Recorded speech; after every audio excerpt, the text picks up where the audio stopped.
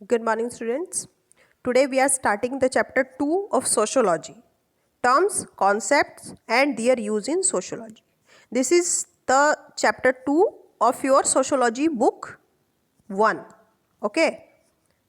ये ध्यान रखेंगे आप, ये जो चैप्टर है आपके बुक 1 का है. आपके पास 2 बुक्स है ना सोशोलॉजी की, book 1 and book 2. So this chapter is belonging from book 1.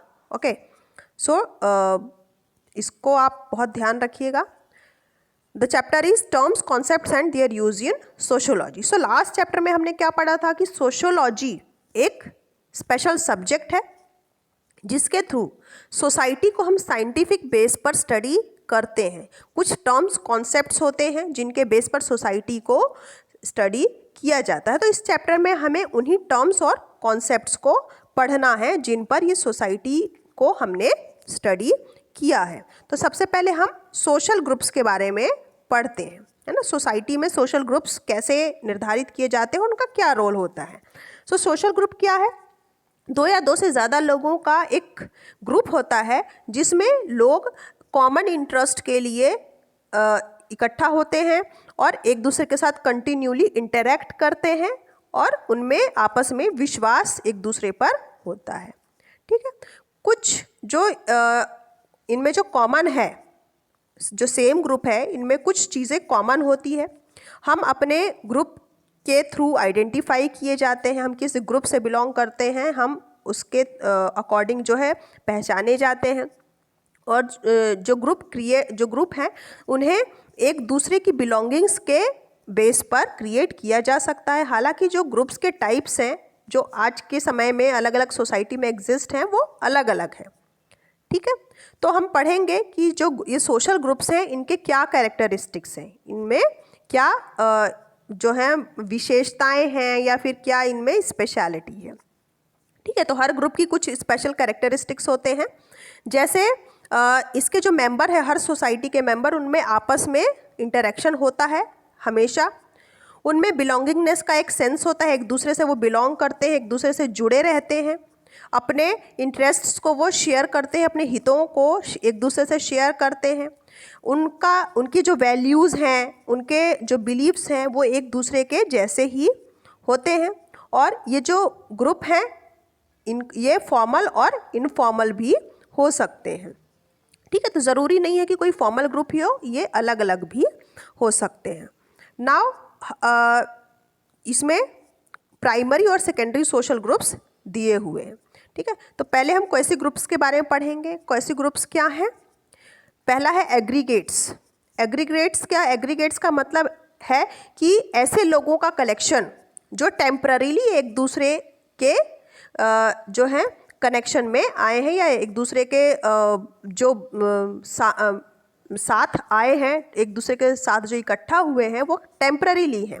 जैसे कि मान लीजिए आप किसी फेयर में गए हैं, मेले में गए हैं, तो वहाँ पर आपको बहुत सारे लोग मिलते हैं, उनसे आपको कोई कनेक्शन नहीं होता है, लेकिन फिर भी आप उनसे कुछ समय के लिए जुड़ते हैं, है ना. That is aggregates. Second is social caste category. Social category में इसमें ऐसे लोगों का क्लासिफिकेशन किया जाता है जिनमें सिमिलर कैरेक्टरिस्टिक्स होते हैं.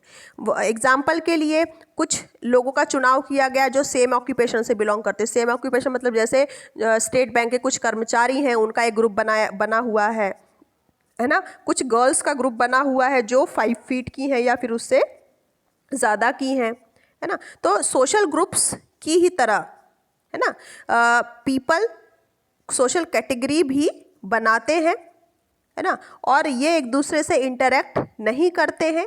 ठीक है. In fact they may not even know of each others existence. ऐसे भी कई ग्रुप्स हैं जिनमें लोग एक दूसरे को नहीं जानते कि ऐसा भी कोई व्यक्ति इसमें रहता है. ये जो दोनों हमने अभी पढ़ा, एग्रीगेट्स और सोशल कैटेगरी, ये क्या है? क्वेसी ग्रुप से बिलोंग करते हैं जो कभी कभी सोशल ग्रुप का एक हिस्सा बन जाते हैं. ओके.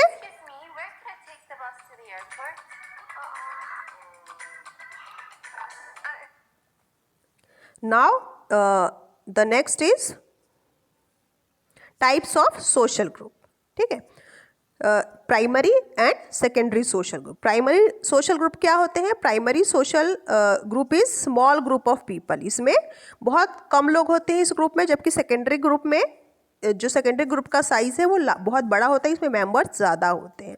प्राइमरी मेंबर्स जो प्राइमरी ग्रुप है इसमें कुछ इसके जो लोग हैं वो इंटीमेट होते हैं, फेस टू फेस, और इमोशनल रिलेशनशिप उनके बीच में होता है। इस तरह से ये लोग पहचाने जाते हैं। जबकि सेकेंडरी ग्रुप जो होता है इसके जो मेंबर्स हैं वो फॉर्मल होते हैं और इनमें कोई पर्सनल रिलेशनशिप नहीं होता है।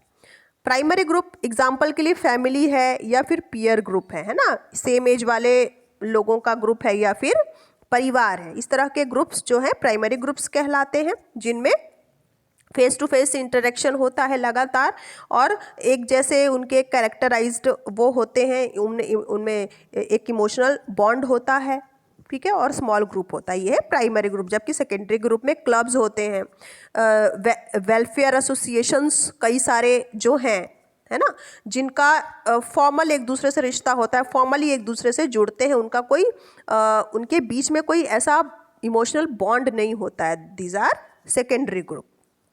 अब हम पढ़ेंगे in group and out group, है ना, ग्रुप में और आउट ग्रुप में कैसे लोग होते हैं। ठीक है, इन ग्रुप का मतलब क्या है? The group with which an individual identities himself herself has a sense of belonging. In group में क्या होता है? ऐसा ग्रुप जिसमें जो लोग हैं वो एक दूसरे को आइडेंटिफाई करते हैं, पहचानते हैं। कैसे?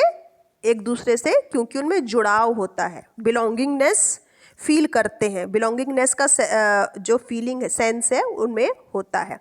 जबकि आउट ग्रुप एक ऐसा ग्रुप होता है जिसमें जो इंडिविजुअल है उनमें बिलोंगिंगनेस की सेंस नहीं होती, एक दूसरे से जुड़ाव का उनमें कोई एहसास नहीं होता है। इन ग्रुप क्या है? It is a we group, हम लोगों का ग्रुप या हमारा ग्रुप जिसे कह सकते हैं। आउट ग्रुप में it is a they group, दूसरे लोगों का ग्रुप, जिन्हें जो एक दूसरे को नहीं जानते या एक दूसरे में जिनमें अटैचमेंट नहीं होता है। इन ग्रुप क्या है? ये एक सेंस होता है अटैचमेंट का उस ग्रुप के सभी मेंबर्स के बीच में जो होता है। जबकि आउट ग्रुप जो है इसमें इनडिफरेंस का सेंस होता है, अलगाववाद का सेंस होता है, और एक समय पर वो इस ग्रुप जो आउट ग्रुप के मेंबर्स होते हैं वो एक दूसरे को हॉस्टाइल भी नहीं करते, एक दूसरे की तरफ ध्यान भी नहीं देते हैं। ठीक है, अब हम पढ़ेंगे रेफरेंस ग्रुप के बारे में। रेफरेंस ग्रुप क्या होता है? Reference group it is that group of which we do not belonging but we aspire to be like them. Reference group ऐसा ग्रुप है जिससे हम बिलोंग तो नहीं करते, लेकिन हम वैसा उस ग्रुप के जैसा बनना चाहते हैं, उस ग्रुप में शामिल होना चाहते हैं या फिर वैसा ही ग्रुप बनाना चाहते हैं, और इसलिए उनके अनुसार अपनी लाइफस्टाइल को एम्यूलेट करते रहते हैं। एग्जाम्पल के लिए बॉलीवुड आइकन्स, है ना, बॉलीवुड आइकन्स को हम देखते हैं तो हम भी उनको फॉलो करना चाहते हैं, उनके जैसे बनना चाहते हैं, उनसे जुड़ना चाहते हैं। ठीक है, this are reference group. Peer group क्या होते हैं? ये प्राइमरी ग्रुप का ही एक टाइप होता है जिसमें जो लोग जुड़े होते हैं, जो इंडिविजुअल्स इनमें जो कंपोज होते हैं वो या तो सिमिलर एज के होते हैं या फिर कॉमन प्रोफेशन को फॉलो करते हैं। ठीक है, पीयर ग्रुप जो है इनमें बहुत ही स्ट्रॉन्ग इन्फ्लुएंस होता है इंडिविजुअल एक दूसरे के लिए, एक दूसरे के जीवन पर उनका बहुत ज़्यादा प्रभाव होता है। ठीक है, नाउ अब हम पढ़ेंगे स्टेटस। स्टेटस के बारे में। What is status? Here it is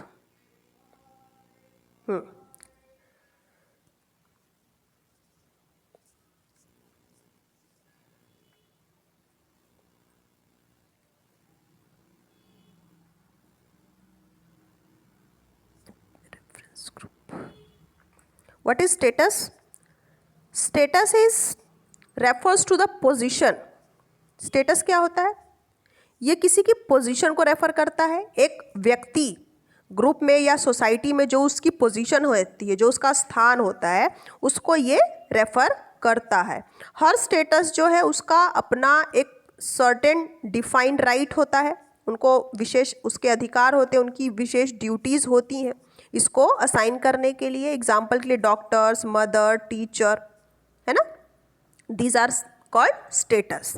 status set क्या होता है? हर इंडिविजुअल जो है वो सोसाइटी में एक स्टेटस ऑक्यूपाई करता है ना। तो जो स्टेटस की टोटलिटी है जो ऑक्यूपाई की जाती है किसी व्यक्ति के द्वारा सोसाइटी में, उसे स्टेटस सेट कहते हैं। एग्जाम्पल के लिए एक गर्ल के लिए जो स्टेटस सेट किया जाता है वो क्या होती, किसी की डॉटर होती है, फ्रेंड होती है, स्टूडेंट भी हो सकती है, सिस्टर भी हो सकती है। तो ये सब क्या है जो स्टेटस सेट किया गया है गर्ल के लिए किया गया है। फिर प्रेस्टीज। प्रेस्टीज क्या होता है? स्टेटस जो है क्या है, वो स्टेटस जो एक सर्टेन अमाउंट में होता है। प्रेस्टीज होती है वो सोशल वैल्यू अटैच होती है उसमें। प्रेस्टीज जो है सोशल स्टेटस से ही अटैच होता है, जबकि जो पर्सन ऑक्यूपाई करता है उस स्टेटस को उसके रिलेटेड होती है। एग्जाम्पल के लिए किसी डॉक्टर की जो प्रेस्टीज है वो एक बिजनेसमैन से ज़्यादा होती है ना। हालांकि जो अर्निंग है डॉक्टर की वो बिजनेसमैन से कम होती है, लेकिन जो प्रेस्टीज है उसका जो स्थान है समाज में वो बिजनेसमैन से कहीं ज़्यादा है। समझे बेटा? तो ये है स्टेटस। अब हम पढ़ेंगे अचीव्ड स्टेटस और अस्क्राइब्ड स्टेटस में क्या अंतर है। अचीव्ड स्टेटस मतलब एक व्यक्ति जो अपने गुणों के आधार पर, अपनी कार्य क्षमता, अपने एफर्ट्स के थ्रू अचीव करता है, वो क्या है? Achieved status. और एस्क्राइब्ड स्टेटस क्या होता है कि एस्क्राइब्ड स्टेटस जो किसी व्यक्ति को उसके जन्म से मिलता है, इनहेरिटेंस में, उत्तराधिकार में उसको मिलता है, उसके पेरेंट के स्टेटस के कारण उसको मिलता है ना। जैसे फिर अचीव स्टेटस क्या होता है? ये इंडिविजुअल की चॉइस पर डिपेंड करता है। कोई व्यक्ति कौन सा स्टेटस लेना चाहता है उस पर डिपेंड करता है। जबकि अस्क्राइब्ड स्टेटस क्या है? वो स्टेटस व्यक्ति चूज नहीं करता बल्कि उसको उसके जन्म से ही मिलता है, क्योंकि उसके पेरेंट्स उस स्टेटस पर होते हैं। आर्काइव्ड अचीव्ड स्टेटस जो है एक इम्पॉर्टेंट रोल प्ले करता है मॉडर्न सोसाइटी में, जबकि एस्क्राइब्ड स्टेटस जो है इसका ट्रेडिशनल सोसाइटी में इम्पॉर्टेंट रोल होता है ना। अचीव्ड स्टेटस का एक अच्छा एग्जाम्पल है क्लास, और अस्क्राइब्ड स्टेटस का एक अच्छा एग्जाम्पल है कास्ट। ठीक है। Now next is role. What is role? Role क्या होता है? स्टेटस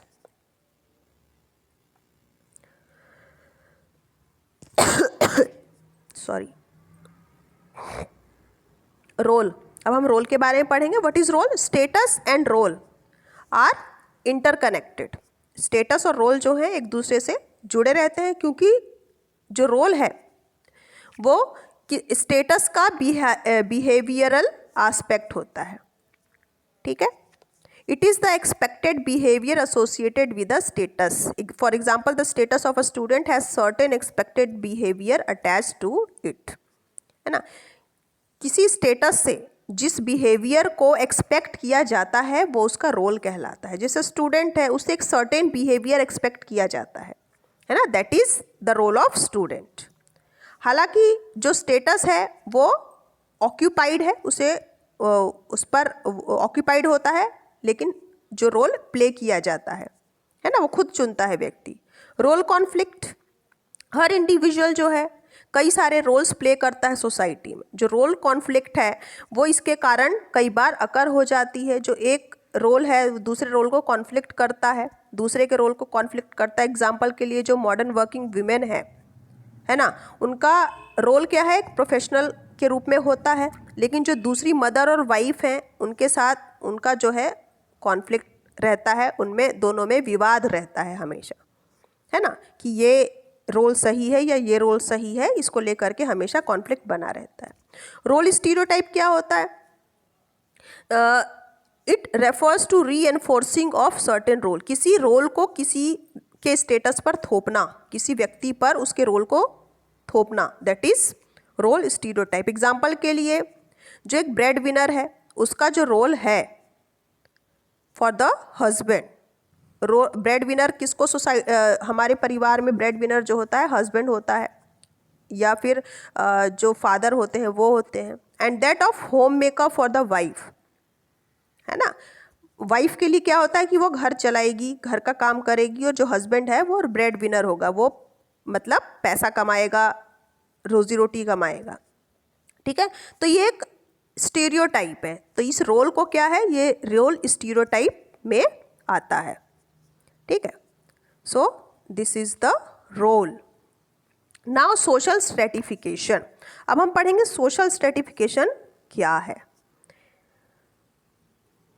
गिडेन के अकॉर्डिंग सोशल स्ट्रेटिफिकेशन जो है वो सोसाइटी में मेंबर्स के डिवीजन को रेफर करता है।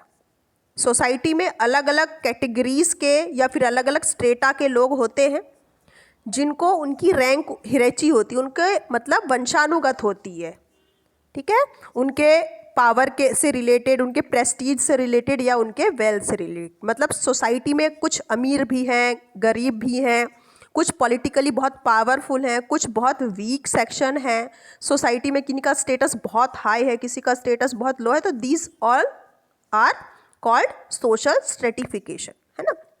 सोसाइटी में जो स्ट्रेटा कंसिस्ट है, जो ये स्ट्रेटा मतलब क्या है, डिफरेंस, डिवीजन ऑफ मेंबर, ये हिरेची होता है।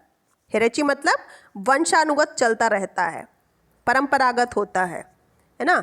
With the more favoured at the top and the less privileged near the bottom. जो सबसे ज़्यादा जिनके पास प्रिविलेजेस होती हैं, जिनके पास बहुत सारे अधिकार होते हैं या फिर बहुत सारे उनके पास पावर्स होती हैं, है ना, यहाँ से शुरू होता है और कहाँ तक जाता है, जिनके पास अधिकार नहीं होते, जो बहुत एक कहना चाहिए बैकवर्ड जो सोसाइटी है के लोग हैं वो। Stratification has a crucial place in the organisation of society. Society में इसका स्ट्रेटिफिकेशन का एक बहुत ही क्रूशियल रोल होता है। Every aspect of the life of every individual and house hold is affected by stratification, है ना। व्यक्ति के जीवन का जो हर पहलू है, हर एस्पेक्ट जो है वो स्ट्रेटिफिकेशन से जुड़ा हुआ है। हेल्थ की opportunities, security, educational success, fulfilment of work and political influence, ये सब अनइक्वली डिस्ट्रीब्यूटेड हैं हमारी सोसाइटी में, है ना। यही क्या कहलाता है, स्ट्रेटिफिकेशन कहलाता है, ठीक है। नाउ अब नेक्स्ट है कास्ट। कास्ट क्या होता है? Caste refers to in terms of social honour और प्रेस्टीज। कास्ट जो है किसी सोसाइटी में इनइक्वालिटी को दिखाता है ना। किसी व्यक्ति के प्रेस्टीज और उसके सोशल ऑनर से रिलेटेड होता है। कास्ट किसी एक ग्रुप को दिखाता है ना, और ये बर्थ से ही मिलता है व्यक्ति को, ठीक है। Each caste is rank as higher और lower as compare to the other in the social hierarchy. So hierarchy जो वंशानुगत होता है ये, और हायर और लोअर इस तरह से रिगार्ड किया जाता है, इस तरह से रैंक किया जाता है सोसाइटी में कास्ट को। ये एक इंस्टीट्यूशनल इसका जो इंस्टीट्यूशनल कैरेक्टरिस्टिक्स है हमारी सोसाइटी में, लाइक हिंदू सोसाइटी, है ना। लेकिन ये जो दूसरे नॉन हिंदू कम्युनिटीज़ हैं, यहाँ पर और भी कम्युनिटीज़ हैं, जैसे मुस्लिम्स हैं, क्रिश्चियंस हैं, सिख हैं, है ना। हमारे देश को हिंदू सोसाइटी माना जाता है, लेकिन यहाँ पर केवल हिंदू ही नहीं है बल्कि नॉन हिंदू कम्युनिटीज़ भी हैं। ट्रेडिशनल इंडिया में जो हमारा प्राचीन भारत था, परंपरागत जो भारत है हमारा, यहाँ पर कास्ट हिरेची जो है वो प्योरिटी और पॉल्यूशन पर बेस्ड की आइडिया पर बेस्ड था। Derive from the religious text, इसे कहाँ से लिया गया है? जो धार्मिक पुस्तकें हैं उनसे लिया गया है, ठीक है। ऐसा माना जाता था कि जो सबसे प्योर लोग हैं, जो सबसे प्योर जाति है, सबसे शुद्ध लोग हैं, वो है ब्राह्मण, ठीक है। और बहुत पवित्र जाति ये मानी जाती है और सबसे सुपीरियर होती है। जो अनटचेबल्स हैं वो कौन होते थे?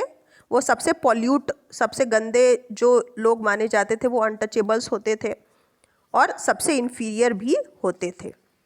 ऐसा बिलीफ था ट्रेडिशनल इंडिया में। जो ट्रेडिशनल सिस्टम है वो जनरली कंसेप्चुलाइज है ना। जो 4 फोल्ड वर्ण सिस्टम था हमारे देश में, ब्राह्मण, क्षत्रिय, वैश्य और शूद्र का, है ना, ये इनका जो डिवीजन किया गया था वर्ण का, वो उनके काम के आधार पर किया गया था। वो जिस काम को वो करते थे, उसी की जो सर्विस वो देते थे सोसाइटी में, उसी के बेस पर उनका डिवीजन किया गया था ना। जो सो कॉल्ड अनटचेबल्स थे या फिर पंचामास कह सकते हैं आपको, इनको 5th कैटेगरी भी कहा जाता है, वो वर्ण सिस्टम से बाहर थे। है ना, इनको वर्ण सिस्टम में सबसे नीचे का स्थान दिया जाता है। ठीक है, अब हम पढ़ेंगे फीचर्स ऑफ कास्ट। कास्ट के क्या क्या फीचर्स हैं। कास्ट जो है वो अस्क्राइब्ड होता है ना, और क्योंकि बर्थ से पहचाना, जन्म से इसको माना जाता है। ठीक है, व्यक्ति की जो जाति है वो उसके जन्म से ही होती है, बाद में वो उसकी बदली नहीं जाती है, बनाई नहीं जाती है जाति। और फूड शेयरिंग को लेकर के स्ट्रिक्ट रूल्स होते हैं कास्ट में। रैंक और स्टेटस की हिरेची होती है, जो सोसाइटी में उसका एक स्टेटस है, रैंक है, वो वंशानुगत होता है किसी विशेष जाति का। और जो ऑक्यूपेशंस होते हैं वो ट्रेडिशनली लिंक्ड होते हैं। जैसे जो ब्राह्मण हैं, वो ब्राह्मण हमेशा रिलीजियस वर्क ही कराता है, या फिर पूजा पाठ, कर्मकांड, ये सब कराता है। फिर है क्लास, है ना। Next part is class. Class क्या है? Class refers to a group based on sharing of similar economic resources, that is wealth, income और प्रॉपर्टी। क्लास क्या है? एक ग्रुप पर बेस्ड होता है जो एक जैसी इकोनॉमिक रिसोर्स को शेयर करते हैं, एक जैसे एक धन को, इनकम को या फिर प्रॉपर्टी को शेयर करते हैं। सेम क्लास के मेंबर्स जो हैं वो सिमिलर इकोनॉमिक इन्वेस्ट को शेयर करते हैं, इसीलिए वो एक एसोसिएशन बनाते हैं। साथ ही उनका जो लाइफस्टाइल है वो भी एक जैसा होता है। They would also share similar life chances, जो लाइफ के चांसेस हैं वो भी उनके एक जैसे होते हैं, एक ही तरह की उनकी हेल्थ एक्सेस होती है, एजुकेशन, ये सब एक जैसी उनकी होती है। क्लास के क्या क्या फीचर्स हैं? कास्ट सिस्टम के ऑपोजिट होता है ये जो क्लास है, उसमें कोई रिलीजियस या लीगल सेक्शन नहीं होता है। ये एक ओपन सिस्टम होता है स्ट्रेटिफिकेशन का। सोशल मोबिलिटी होती है, ज़्यादा इजी होती है, लोग जो सोसाइटी में मोबिलिटी है इनका वो काफ़ी आसान होता है। ठीक है, membership of class is primarily based on achieved status. ठीक है, क्लास की जो मेंबरशिप है वो किस पर बेस करती है? अचीव्ड स्टेटस पर बेस करती है कि क्या किस अपने बल पर जो अचीव किया है उसके बेस पर, उस पर डिपेंड करता है कि उस व्यक्ति का क्लास क्या होगा, क्या क्लास ग्रुप उसका बनेगा। अब हम पढ़ेंगे सोशल कंट्रोल, है ना। What is social control? Social control refers to various means used by a society to bring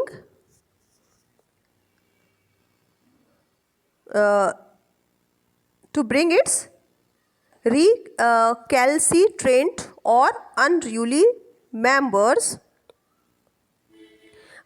back into line. In the social, it is the social process, techniques and strategies by which the behaviors of individual or a group are regulate. Social control क्या है? Social control जो है ये उन सभी means को इसमें use किया जाता है जिससे सोसाइटी में के जो मेंबर्स हैं वो एक लाइन में आ सके। एक लाइन में मतलब सबको एक जैसे अधिकार, एक जैसी प्रेस्टीज और स्टेटस मिल सके, सब एक समान हो सके। ये एक सोशल प्रोसेस होती है, टेक्निक है या फिर स्ट्रेटेजी है जिसके थ्रू हर व्यक्ति के जो बिहेवियर हैं या फिर जो पूरा ग्रुप है उसका बिहेवियर रेगुलेट किया जाता है। It can be the use of forces to regulate the behaviour of the individuals. ठीक है, और साथ ही ये उन सभी नियमों को, नीतियों को फोर्स करता है जिससे किसी व्यक्ति के बिहेवियर या फिर उसके जो वैल्यूज़ हैं उस पर जो एनफोर्स किया जाता है उसे सोसाइटी के ऑर्डर में मेंटेन किया जा सके। ठीक है, मीन्स ऑफ सोशल कंट्रोल, कैसे सोशल कंट्रोल किया जा सकता है? पहला है फॉर्मल मीन्स। जब codified, when the codified systematic and other formal mechanism of control is used, it is known as formal social control. जब ऐसे सिस्टमैटिक और फॉर्मल मैकेनिज्म को अपनाया जाता है सोसाइटी को कंट्रोल करने के लिए, सोशल कंट्रोल के लिए, तो वो इस तरह, इसको क्या कहा जाता है? Formal social control. ये एजेंसीज होती हैं और मैकेनिज्म होता है जो सोशल कंट्रोल को फॉर्मल बनाते हैं। एग्जाम्पल के लिए जो कानून बनाए गए हैं देश में, है ना, उससे सोसाइटी में कास्ट जो है, caste, colour, creed, language, religion, इन सब के आधार पर जो सोसाइटी को है वो कंट्रोल में रखा जाता है ताकि किसी तरह का डिस्क्रिमिनेशन सोसाइटी में ना हो उसके लिए। ठीक है, तो जो लॉज हैं हमारे देश में, जो लॉज कानून बनाए गए हैं, ये फॉर्मल मीन्स का ही एक टाइप है। मॉडर्न सोसाइटी में जो फॉर्मल मैकेनिज़्म हैं और एजेंसीज जो हैं सोशल कंट्रोल की, वो एम्फेसाइज की जाती हैं, उसको माना जाता है। इनफॉर्मल मीन्स क्या होते हैं? हर सोसाइटी में एक दूसरे तरह का सोशल कंट्रोल होता है जिसे इनफॉर्मल सोशल कंट्रोल कहा जाता है। ये पर्सनल होता है, अनऑफिशियल होता है और अनकोडिफाइड होता है। इसके लिए कोई नियम नहीं बनाया जाता है। इसमें स्माइल्स, फेसेस बनाना, बॉडी लैंग्वेज, फ्राउंस करना, क्रिटिसाइज करना, रेडिक्यूल करना, हंसी उड़ाना, ये सारी चीज़ें आती हैं। There can be great variation in their use. इनका अलग अलग तरीके से यूज़ किया जाता है एक ही सोसाइटी में। डे टू डे लाइफ में हमारा जो रोज़मर्रा का जो हमारा जीवन है, इसमें ये काफ़ी इफ़ेक्टिव होते हैं। हालांकि कुछ केसेस में जो इनफॉर्मल मेथड है सोशल कंट्रोल के, वो एटिकेट नहीं माने जाते हैं और कन्फॉर्मिटी में उसको एनफोर्स नहीं किया जा सकता या फिर उसको मानना ज़रूरी नहीं है। There are various agencies of informal social control such as family, religion, kinship etcetera, है ना। Informal means of social control जो हैं, इनके बहुत सारे ग्रुप्स, बहुत सारी एजेंसीज हो सकती हैं, जैसे परिवार है, धर्म है ना। काफ़ी ऐसे ग्रुप्स हैं जिनमें इस तरह के इनफॉर्मल सोशल कंट्रोल को लागू किया जाता है। इम्पैक्ट फिर है impact of social control. Social control का क्या इम्पैक्ट होता है सोसाइटी में हमारी? सोशल कंट्रोल जो है वो पॉजिटिव और नेगेटिव दोनों ही हो सकता है ना। A sanction is a mode of reward और punishment that reinforces socially expected forms of behaviour. Sanction जो है एक तरीका हो सकता है, या फिर रिवॉर्ड हो सकता है, या फिर पनिशमेंट भी हो सकती है उनके लिए जो सोशल लोगों का बिहेवियर है, या फिर जो एक्सपेक्ट किया जाता है लोगों से कि किस तरह का वो बर्ताव करें, उसका एक रिवॉर्ड भी हो सकता है या फिर ये पनिशमेंट भी हो सकती है। सोसाइटी के जो मेंबर हैं उन्हें उनके अच्छे और एक्सपेक्टेड बिहेवियर के लिए रिवॉर्ड किया जाता है, और दूसरी तरफ जो नेगेटिव सैंक्शन है उसका यूज़ उस तरह के रूल्स को, ऐसे नियमों को एनफोर्स करता है जिससे जो डिविएंस हैं उन पर लगाम लगाई जाती है या रोक लगाई जाती है। डिविएंस क्या होते हैं? Deviance refers to mode of action. Deviance जो है एक्शन का मोड है, एक्शन करने का तरीका है, जो which do not conform to the norms of values held by most of the member of a group of society. जो ग्रुप में ज़्यादातर जो मेंबर्स होते हैं सोसाइटी के, उनके थ्रू कुछ वैल्यूज़ जो कन्फर्म नहीं किए जाते, है ना। ऐसे जो वैल्यूज़ हैं उनको डेविएंस कहा जाता है। ठीक है, डेविएंट को क्या रिगार्ड करता है? Deviant is a widely variable as the norms and values that distinguish different culture and subcultures. ठीक है, डिविएंट जो है रिगार्ड करता है अलग अलग जो कल्चर्स हैं, सब कल्चर्स हैं, उनको उनकी वैल्यूज़ में डिस्टिंग्विश करता है, अंतर करता है अलग अलग कल्चर्स और सब कल्चर्स में। Likewise ideas of deviance are challenged and change from one period to another, है ना। जो डेविएंस हैं उनके आइडियाज़ जो हैं वो समय समय पर बदलते भी रहते हैं और चैलेंज भी किए जाते हैं। एग्जाम्पल के लिए, एक जो वीमेन है वो अगर एस्ट्रोनॉट बनना चूज़ करती है ना, then she may be consider deviant, तो उसको सोसाइटी में डेविएंट माना जाएगा एक समय पर। ठीक है, मतलब उस एक समय पर उसको जो रिवॉर्ड मिलेगा या फिर उस समय पर उसको जो प्रोत्साहन मिलेगा वो and be uploaded at another time, वही दूसरे टाइम पर उसी सोसाइटी में उसको सेम अपलॉड मिलेगा। ठीक है ना। कभी उसको नकारा भी जा सकता है उसी सोसाइटी में, और एक समय पर उसको अपलॉड भी किया जा सकता है, उसके लिए उसका सम्मान भी किया जा सकता है। ठीक है, तो ये है डेविएंस। ठीक है, उसको एक्सेप्टेंस भी मिलती है और डिस एक्सेप्टेंस भी मिलती है। सो यहाँ पर हमारा चैप्टर जो है ये ख़त्म हो जाता है। इस चैप्टर को जो भी मैंने जितना भी आपको समझाया है ये आप ध्यान से पढ़ेंगे, सुनेंगे और नोट्स प्रिपेयर करेंगे. Okay, you have to prepare the notes for better learning and I will send you the question, answer and exercise of this chapter. Okay? Goodbye.